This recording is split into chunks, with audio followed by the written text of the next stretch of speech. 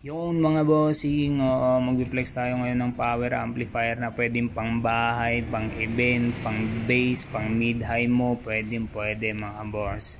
Mag-ano lang tayo, mag-flex lang ng konti, lalagyan ko lang ng ganitong tunog para di masyadong boring yan. Pero intro, pasok! What's up mga katusundra, meron tayo rito power amplifier mga bossing. Yes, model po nito is XP 3500 mga boss.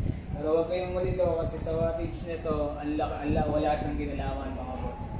Model niya lang yan. XP 3500 mga boss.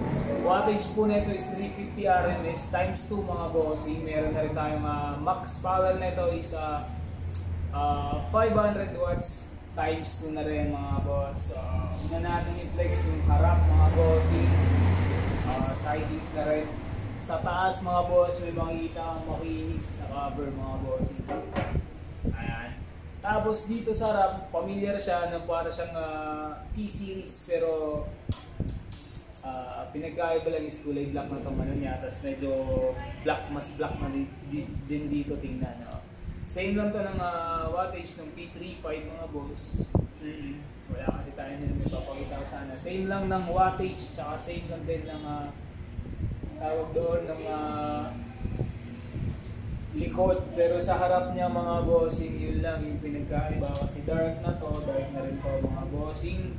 As usual, yung harap nito meron tayong pilitan ng mismong volume niya mga bossing. Tapos dito sa gilid niya meron tayong 2 case mga boss. Sa laman na ito, pwedeng lagay ko na lang dito. Ayan, yan yung laman niya mga boss. Sa likod naman na ito is dito mga bossing. Sa likod niya, built-in crossover to mga bossing. Kamukha lang ni P35. Kung wala yung direct P35, pwede next video natin, lagay natin mga boss. Pero meron tayo dito speakon, dalawa lagayan. Speakon sa PL mga boss. Dito. Meron tayo dito binding post for bridging to mga boss. Kung mag-bridge ka lang, gagamitin to mga bossing. Dito po pwede namang gamitan ng red and black pero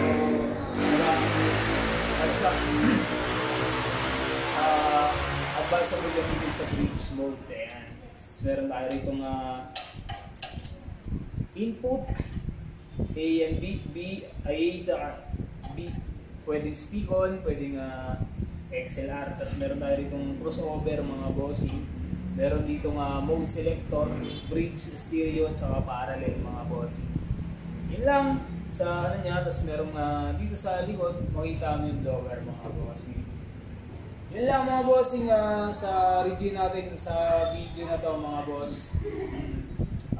Follow nyo na lang kami para sa susunod na video mga bossing. Kung gusto nyo ng ganito, yung product ito sunod, gusto nyo kung ano gusto nyo review sa susunod dating live ay sa susunod dating video, comment nyo na lang dyan mga boss, yun yung sunod natin.